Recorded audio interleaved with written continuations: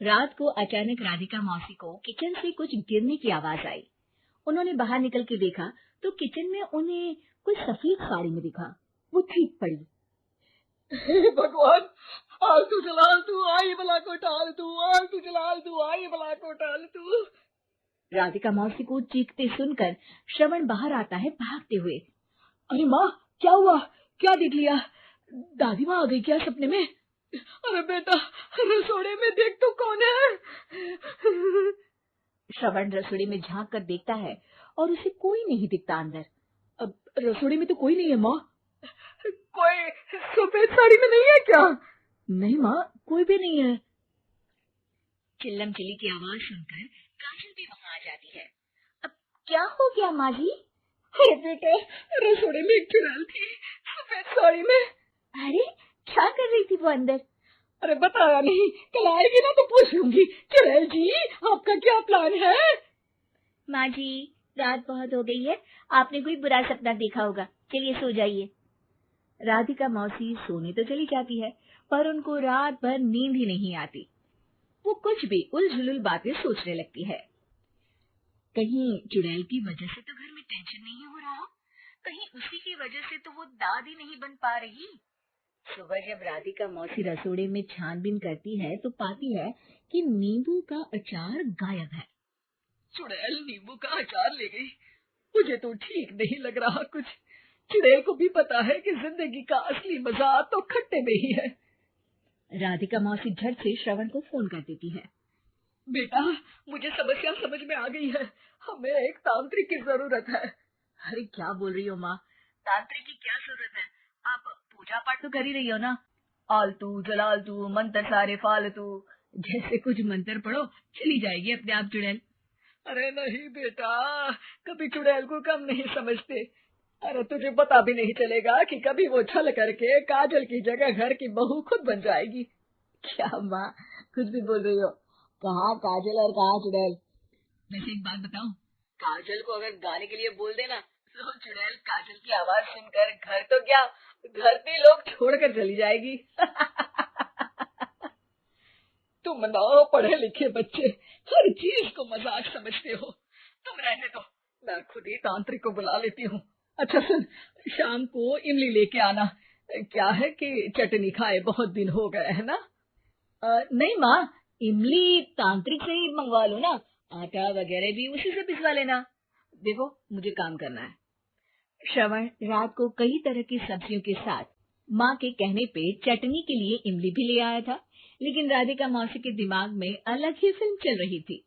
उन्हें अब सिर्फ शक ही नहीं यकीन होने लगा था कि शायद चुड़ैल ने श्रवण पर अपना जाल बिछा दिया था, जिस वजह से श्रवण उनकी बात ही नहीं मान रहा था। पर कोई नहीं, आने वाली रात में राधिका मौसी खुद तैयार हो गई चुड़ैल को पकड़ने के लिए। रुद्राक्ष की माला, तुलसी का पत्ता, हनुमान चालीसा सब हाथ के पास ही था, बस चुड़ैल का इंतजार था। और जैसा राधिका मौसी ने सोचा था वैसा ही हुआ। वो चुड़ैल उस रात भी आई, पर वो राधिका मौसी से तेज निकली और राधिका मौसी के उससे पकड़ने के पहले ही वो भाग खड़ी हुई।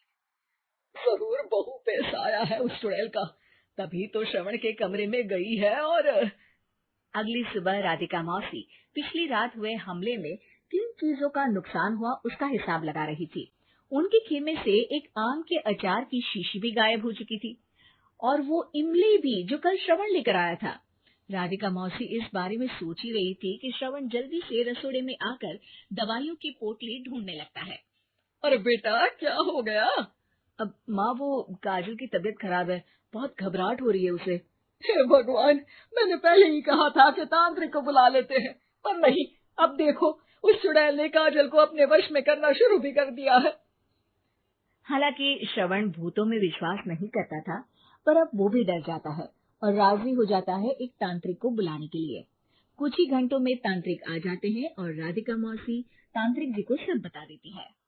घोर संकट, घोर संकट, चुड़ैल को मारू जोर चाकट, ओम भट स्वाहा खटखा के आहा। अरे ये क्या मंत्र है? मेरे खुद के ओरिजिनल मंत्र है, कल रात को ही लिखे है, अच्छे लगे तो दाद चाहूंगा। एक और मंत्र सुनो, अर्ज किया है आबराकडाबरा, दिल्ली, बम्बई, आगरा, चन्ना मामा सूरले, सुरन मामू जारा। ये मंत्र है?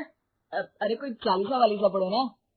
वक्त कम है, 40 नहीं पड़ेंगे, 20-25 में काम चलाना पड़ेगा।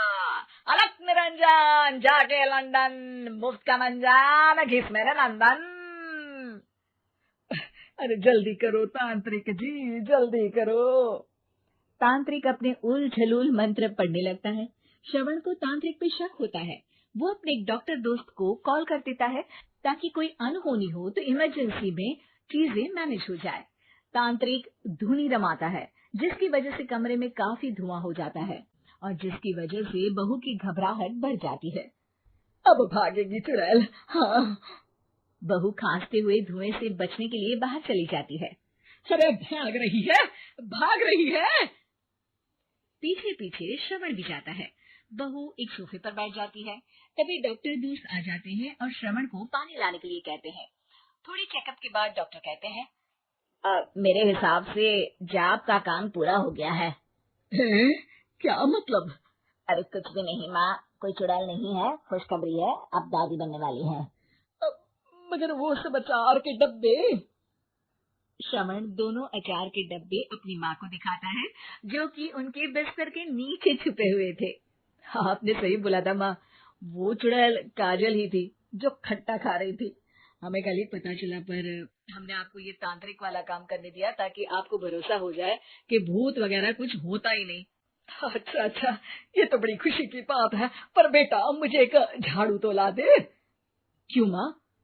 ये तांत्रिक का भूत उतारती हूँ मैं।